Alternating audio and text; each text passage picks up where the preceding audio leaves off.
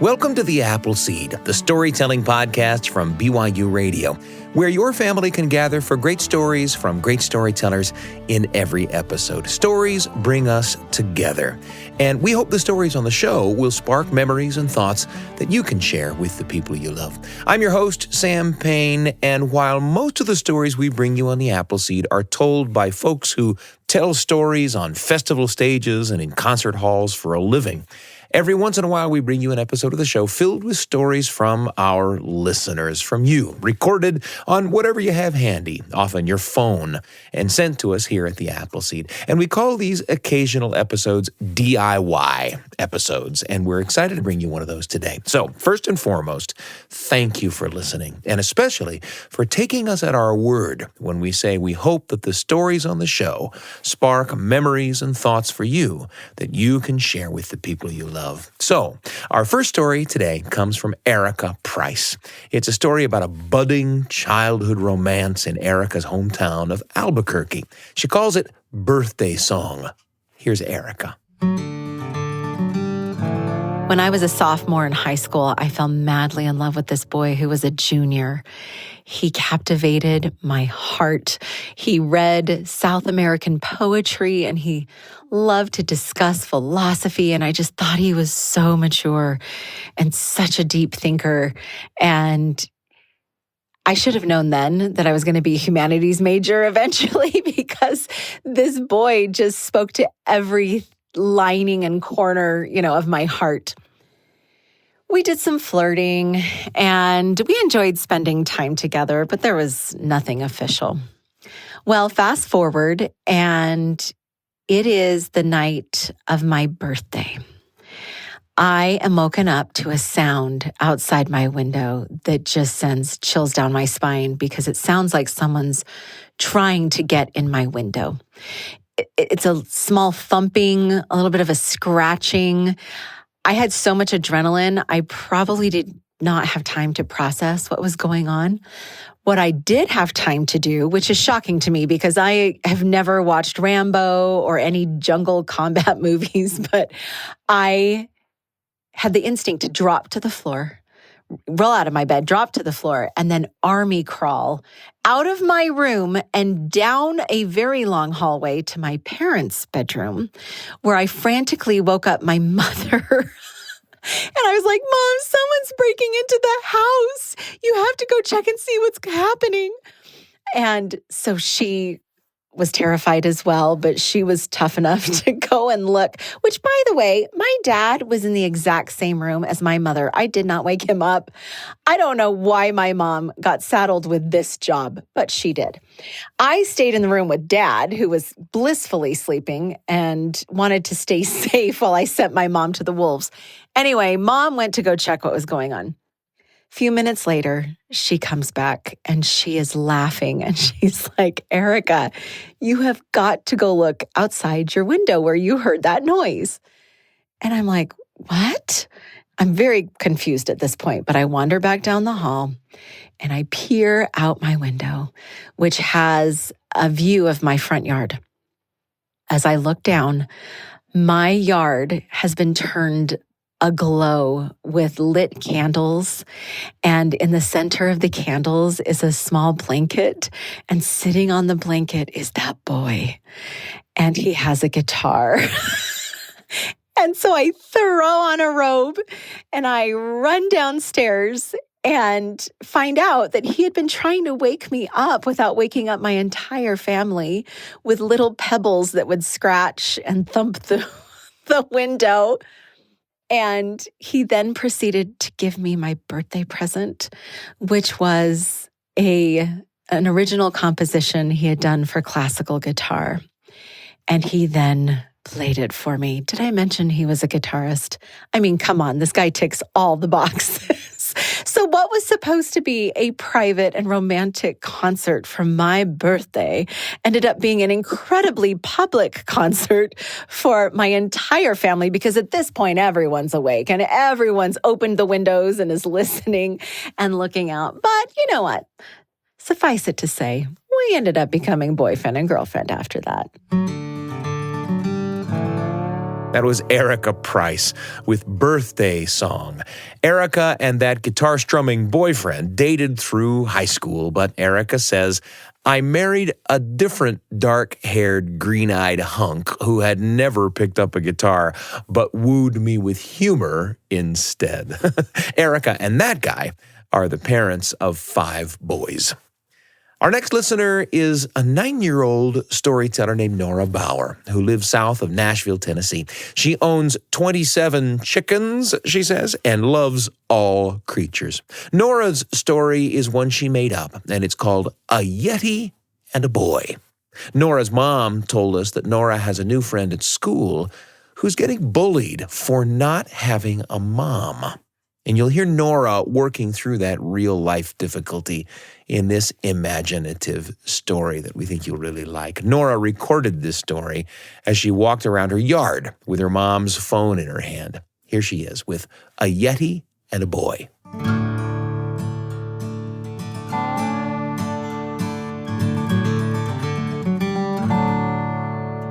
There was a Yeti named Yed, and there was a boy named Alex.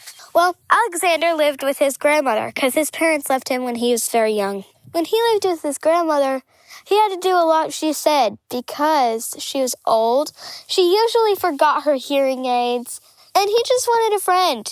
Finally, he heard of a Yeti who needed a lot of help because, well, his parents left him too when he was young. Maybe we could be best friends? I get you, man. And they prayed every night before they went to bed. And it did good eventually, because God said, I know everybody makes fun of you. You don't have to listen to them. You can be who you are. And you can ask me for help whenever you need it. And Alexander and the Yeti felt very loved after that.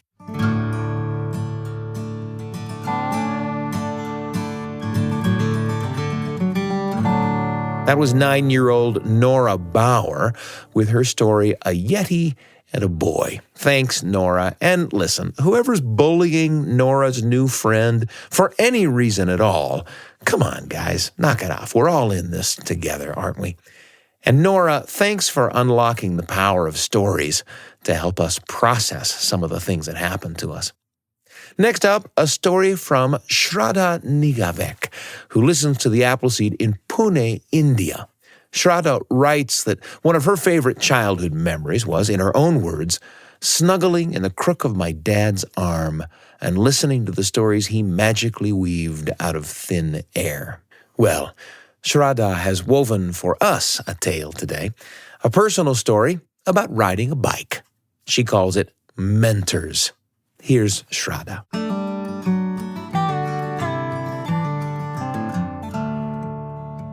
When I was a kid, I just wanted to fit in, not be noticed, not stand out. But I was the only 9-year-old in the neighborhood who could not yet ride a bicycle. I would watch as my friends went on cycle rides in the holidays and make lame excuses to not join in. And I was happily going to take this secret to my grave. But for my mother, it screamed guilt-twinged regret. She herself had never learned to ride a bicycle, and she pledged that by hook or by crook, her daughter would learn to ride one. And she enlisted the help of a man called Sonu to teach me to ride at daybreak every single morning of my summer vacation. My 9-year-old brain rebelled. Why? Why did I have to wake up so early and spend my morning cycling with Sonu? What if my friends saw me? What would they think? But what finally brought me around was good old emotional blackmail. I want my daughter to have every opportunity that I did not have growing up. No one should ever be able to tease you and say that you can't bicycle, that your mom never taught you how to cycle. And with those words, she completely broke down. I had to agree. Sonu, the chosen one, was our milkman. And in my childhood, in 1980s Mumbai, milk was delivered home in sealed glass bottles by milkmen on bicycles. So Mom turned to the only expert help that she could find, and he very kindly agreed to take on this extra chore of training me after all his milk delivery runs were done every morning.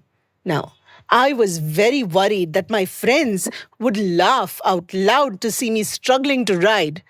So I pleaded with Sonu to take me to a neighborhood park, away from prying eyes, and then teach me. And somehow, thankfully, he agreed. Every morning for the next few weeks, Sonu and I would first walk to the neighborhood bicycle shop, Ram Cycles, where cycles were rented out, and then I would walk my bicycle, not ride it, mind you, for fear of someone seeing me, of course. I would walk it all the way to the park and only then try to ride it, sheltered from view by the tree-lined pathway. All the while with Sonu firmly holding the back of the bicycle seat and running alongside to keep up. Very soon I started enjoying these morning park rides, but I did not have the confidence to pedal away on my own. Don't let go. Do not was my constant refrain. And Sonu, dear Sonu, did not break my trust. He did not let go. Or so I thought. But he must have let go, at least intermittently, when he thought I wasn't looking, or when he thought that I was ready. And yet he kept trotting by my side, keeping up all appearances of holding on to that bicycle firmly. Yes, he must have let go, because suddenly one fine day, I found myself cruising along happily, but in silence. No instructions, no huffing and puffing, no Sonu. I wildly turned my head around this way and that, and I finally saw him standing far, far away behind with a huge grin on his face. And I snapped my head forward. Was I riding solo? Wait, I was actually cycling? Yay! I was cycling! A grand sweeping U-turn and furious pedaling led me right back to Sonu, and I had an equally brilliant matching grin plastered across my face. And that sweet, sweet morning in the summer of 1982, I didn't walk my bicycle back to the rental shop. I rode it in style all the way back from the park. And that summer, Sonu knew when to hold on and when to let go. Indeed, mentors come in all shapes, sizes, and ages. And that's where the Apple Seeds Season 9, Episode 12, Life Lessons transported me instantly to a personal life experience ages ago. Where will this podcast take you next? And who will you take along?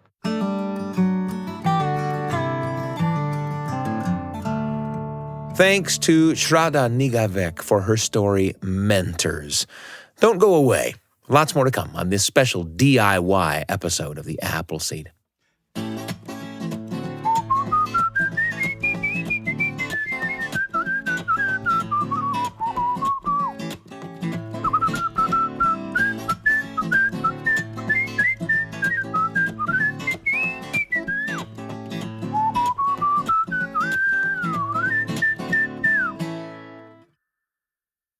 There's a lot coming up, but first, I want to introduce you to another show from the BYU Radio family of podcasts. The show is called Top of Mind, and it's perfect for people who want to engage with tough issues that matter in our communities, but are turned off by how polarizing and divisive these conversations can sometimes be. Each week, Top of Mind tackles one tough, important topic. And award-winning host Julie Rose talks with guests who have complicated perspectives that are sure to challenge you. Now, they're not trying to change your mind, just give you the chance to find more empathy and clarity so you can become a better citizen and a kinder neighbor. Listen to Top of Mind on Spotify, Apple Podcasts, YouTube, all kinds of ways to find Top of Mind and listen whenever you like, whenever you need it. Top of Mind with Julie Rose from BYU Radio.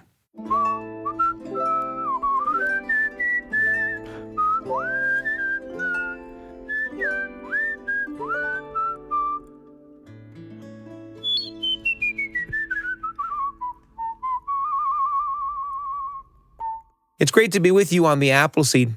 Everyone has a story to tell, and today we're presenting DIY stories sent in by Appleseed listeners. And next up, we have Kevin Hoehn from Rowan, New York. Kevin is a retired hospital pharmacist who spent at least part of his time as a pharmacist on the lecture stage, talking about pharmacy stuff and about leadership, too. It made him a bit of a storyteller, and here he shares a story he's sometimes used in his presentations. It's a folktale of which there are many versions in the world. Kevin calls this one Pebble Puzzle. Here's Kevin.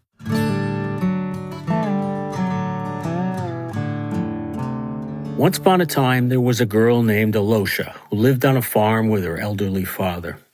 Alosha was a hard worker, gifted with a magical mind. One day, the man who owned the mortgage on the farm showed up for his monthly payment. He was an evil moneylender. He had always favored Alosha. As his eye caught Alosha on that day, his mind hatched a plot to win her hand in marriage. He made a proposal to the old farmer. He described a wager held in the town square. If the old farmer won the wager, the farm would be his. If the moneylender won, he would take back the farm in addition to the hand of marriage to Alosha. Alosha was quick to discredit the offer. However, the old farmer knew it was just a matter of time when they could no longer afford the payments on the farm. He agreed to the moneylender's terms. It wasn't long before the townsfolk heard of this wager, and excitement grew in anticipation of the event. On the given day, Alosha stood in the town square on a slight hill. The moneylender stood next to her. "The wager is this," he shouted. "I will place 2 stones in this pouch, one black and one white. The color of the stones will be hidden in the pouch. Alosha will pick one. If she picks the white one, she wins and the farm is theirs. If she picks the black one, I will take ownership of the farm and will have Alosha's hand in marriage." He then seemingly placed the 2 stones in the pouch and handed it to Alosha. As he gave her the pouch, her eye noticed the moneylender had placed 2 black stones in the pouch. There was no white stone. If she picked either black stone, she would lose. If she exposed the moneylender as a cheat, he would become so furious they would also lose the farm and face revenge. There was no way out. However, remember I said Alosha had the most magical mind? She knew a way out. She reached in the bag, selected a stone, and as she was about to show it to the crowd, she dropped it. It was lost in the pile of stones at her feet. The crowd immediately reacted. What color did she pick? Find the stone. Did she win? Stand back. Did anyone see what color it was? The moneylender at first was concerned. He had not seen this happen before. What could go wrong? It was a done deal. As the crowd continued to shout, Alosha slowly raised her hand and indicated to them to be quiet. "I know how we can tell what color I picked," she said.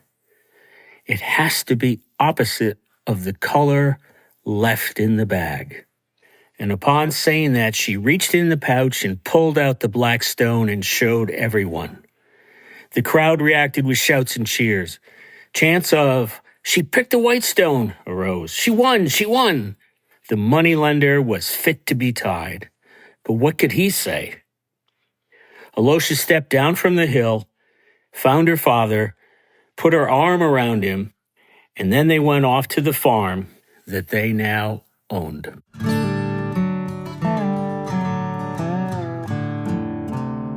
That was Pebble Puzzle, told by Kevin Hoehn.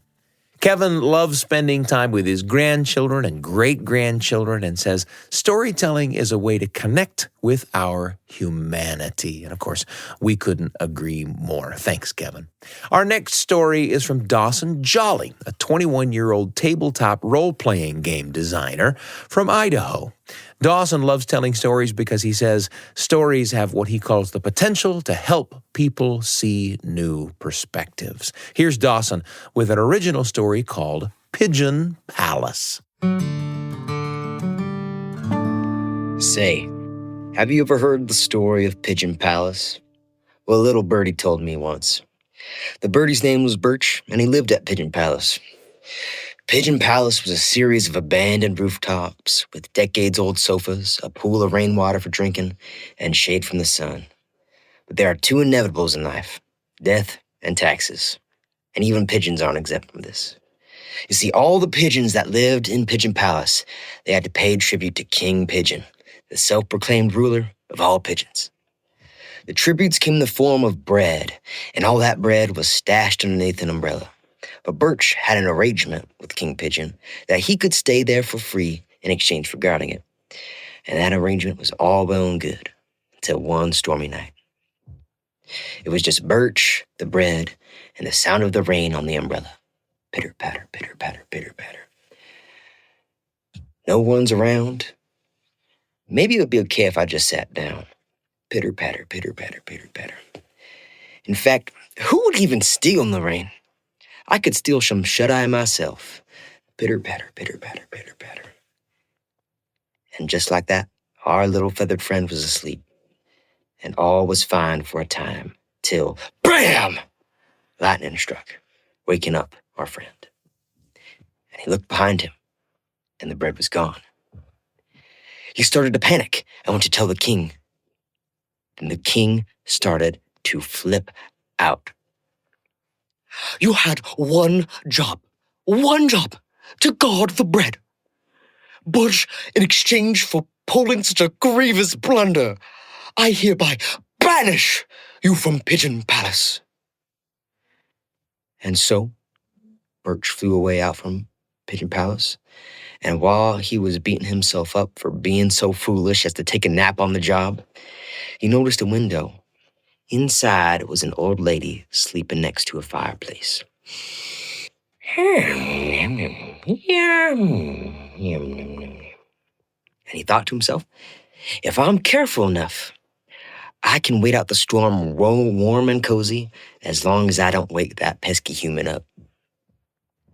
So he flew in and nestled himself on the rug inside the fireplace, and all was well for a time until, BAM! Lightning struck. Yeti! That deranged old lady lunged for our feathered friend, and he got out of there. His little heart was beating so fast. And as he was debating moving to Saskatchewan and changing his name, the rain began to clear up, and he saw underneath a tree, mercifully unsoggy, was the bread. And with glee, he swooped down. He was so happy. Ooh, I'm gonna get back my place at Pigeon Palace. King Pigeon's gonna be so happy. And all was well for a time as he was debating, how am I gonna get all this bread back to Pigeon Palace? Till, BAM! A shadow fell like lightning, and two paws were wrapped around our feathered friend. He struggled, but he couldn't get free. Looked what the cat dragged in. Get it? See, you fell right for this trap, and all you and your little pigeon friends, you're gonna see this bread, and you're just gonna swoop down, and I'm gonna gobble you up. And as the cat's jaws were about to go over our little feathered friend's neck, he had an idea. Wait. I mean, you could eat me right now, but not many pigeons fly by here. If you let me live, I'll show you a place where you can catch a lot more of my friends. And the cat thought this was a good idea. So Birch showed the cat to a windowsill next to a fireplace. And as the cat jumped up and brought the bread there, all was fine for a time, till, BAM! Two old lady hands reached out and grasped that cat. Meow! And let me tell you, you could hear that cat from Timbuktu. That was Dawson Jolley with a story called Pigeon Palace. Palace. And our last story in this special episode of The Appleseed is from Garrett Gunnell, who's an English major at Brigham Young University. He especially loves writing plays and graphic novels, and Garrett's story is in the grand tradition of the fables of Aesop and even the parables of Jesus, stories designed to teach important lessons. And Garrett calls this story The Parable of the Leaf and the Wind. Here's Garrett.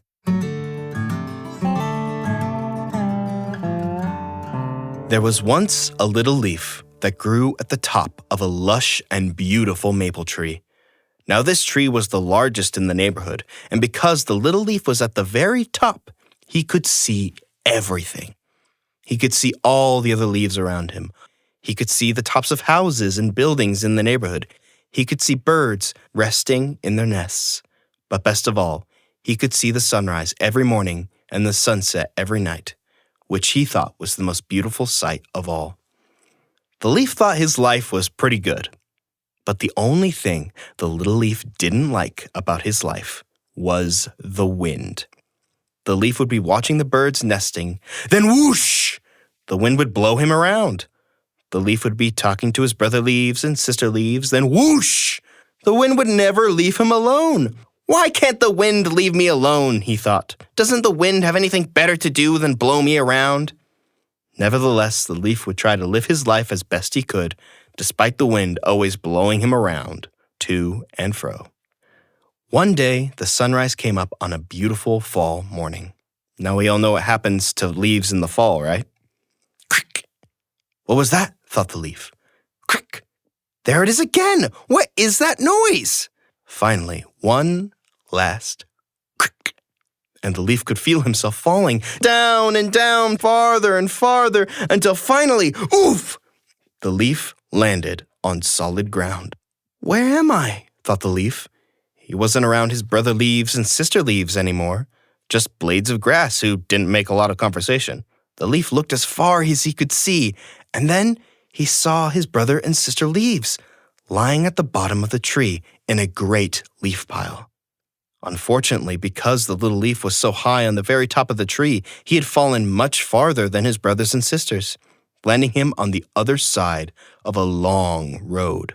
He wanted to go to his brothers and sisters, but leaves aren't known for doing much traveling. How will they ever get there, he wondered. They are so far away, and I am just a little leaf. That was when the leaf felt something he never expected.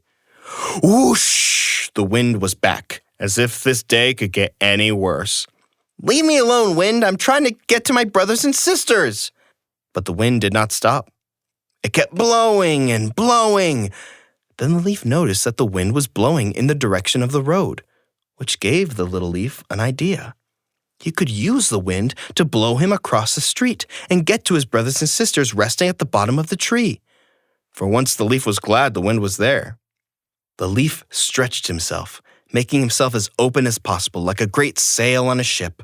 Then a great gust of wind, whoosh, blew that little leaf right onto the road. His plan was working, so he stretched himself again. Whoosh! The wind blew him further and further. The leaf was moving across the road slowly but surely. He was almost to the other side when, out of nowhere, vroom! A massive car drove over the leaf, and the poor little leaf was blown all the way back to the side of the road where he started. Dang it, I was almost there too, the little leaf said. But the leaf was undeterred. He tried again, opening himself up to the wind, and the wind would blow him across the street slowly but surely, only for another car to drive by and knock him back. This went on and on and on all day until finally the leaf couldn't take it anymore. He slumped down so the wind couldn't push him anymore and laid flat on the grass. The leaf was distraught. He tried his hardest, but no matter what he did, he just couldn't make it. Then the leaf heard something. It was the wind, but it sounded different. The leaf listened closely and heard the wind speak. Now the leaf had never noticed the wind talk to him before because the leaf was too preoccupied with being blown about. But now the leaf just listened. "Why have you given up, little leaf?" said the wind. "Because the journey is too far," said the leaf. "I've never traveled anywhere before, let alone across a great road with cars flying by, knocking me back every time I get close. What am I supposed to do?" The wind said, you try again." The leaf didn't like this answer. "I've already tried countless times," he said. "It's impossible. I give up." The wind responded, "Out of all of the times you have traveled across this great road, have I ever given up on you?" The leaf never thought about this. All this time he was trying to get across the road to his brothers and sisters. The wind was there to push him forward every single time. "There will be times you give up on yourself," said the wind, "but I will never give up on you." The leaf was comforted by the words of the wind. Then once again, he stretched himself out wide and let the wind whoosh him towards the road. Now, I can't tell you how many times that wind started across the road only for him to get blown back. But I can tell you that every time that little leaf got back up, he opened himself up wide and let the wind carry him back to the road. I can also say that eventually, after what felt like a lifetime, that little leaf finally made his way to the other side of the street and rejoined his brothers and sisters in the great leaf pile. The leaf was home, but he never forgot the wind who carried him there.